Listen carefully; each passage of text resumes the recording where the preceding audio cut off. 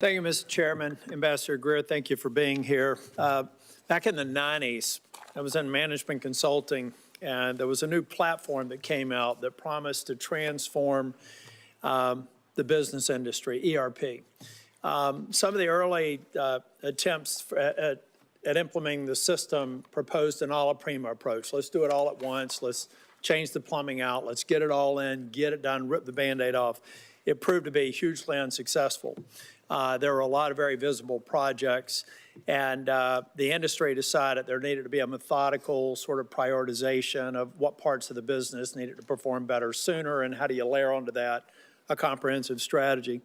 It looks like we've got a novel approach here in terms of an a la prima approach. I'm not a trade expert, and I'm not going to question it at this point.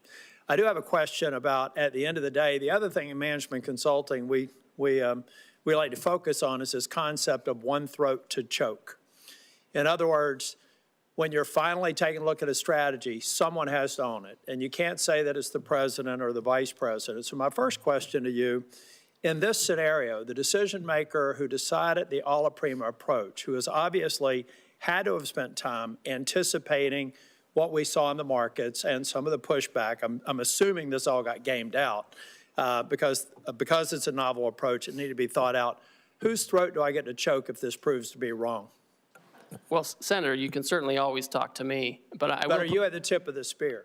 Well, I'm at the tip of the spear for certainly. Did you propose the a la prima approach? So, first of all, I would push back, Senator, just a little bit on this. For now, we've excluded pharmaceuticals and semiconductors to take a different kind of approach. So let's make it. And we've excluded USMCA. Section 232 and 301. We know particularly Section 232 is still on aluminum. Section 301 is Chinese imports, where there's no other provider. I overheard you say that maybe, or I thought I heard you say in response to another question, that for the near term there won't be any exclusions. Is that true of China, where they have said the U.S. is unilaterally bullying and completely groundless and they're going to fight to the end? Are the 232 and 301 tariffs exclusions on the shelves until we get to a reasonable agreement with China? I'm just trying to answer a question that I have several people in North Carolina asking. So the president, again, is the final decision maker on all of these things, and he has directed that there not be exclusions or exemptions. There will not be any exclusions on steel, aluminum, or any products that are only manufactured in China for the foreseeable future until China determines what the end is, because they said they're going to fight to the end. Again, I'm just trying to communicate questions that I've asked, so there will be no exclusions. Yes. I won't waste your time asking for them. That's the main reason I wanted to ask the question. So again, I'm just trying to get my head around the logic of an a la prima approach, and I'm waiting to be, I'm waiting to see it be successful.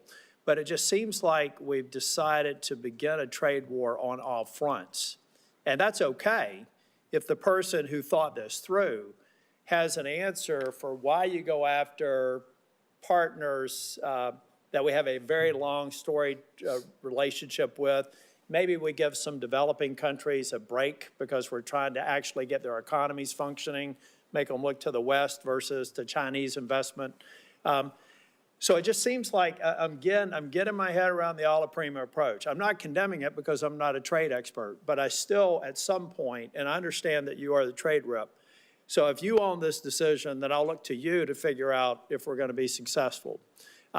If you don't own the decision, I'm just trying to figure out whose throat I get to choke if it's wrong, and who I put up on a platform and thank them for the novel approach that was successful if they're right.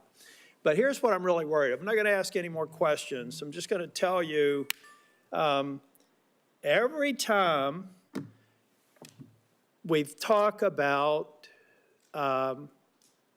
people having patience, we need to understand that the founding fathers made damn sure that that patience was never more than about 14 months, really. Everything that we need to do to know what the political environment is going to be about next year, it's going to be done by February of next year.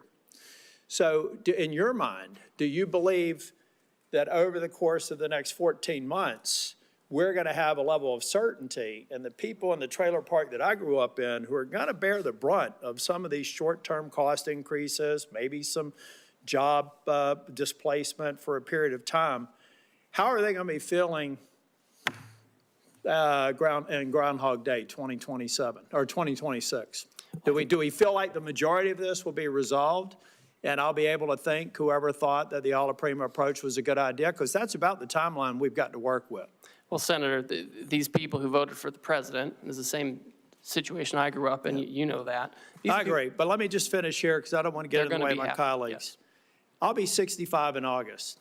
Every day, 11,400 people celebrate their 65th birthday. That's 4 million a year. So there, let's say from 60 to 65, people looking at their 401k statements. They did vote for President Trump. They voted for me. I hope that they will again in both cases. Well, maybe not the president, but I intend to run for re-election. I'm just trying to figure out if they're going to feel good about this, because a long-term play in American politics and a long-term play in American policy, public policy formation, is about 12 months from the beginning of an administration. I wish you well, but I am skeptical. Thank you.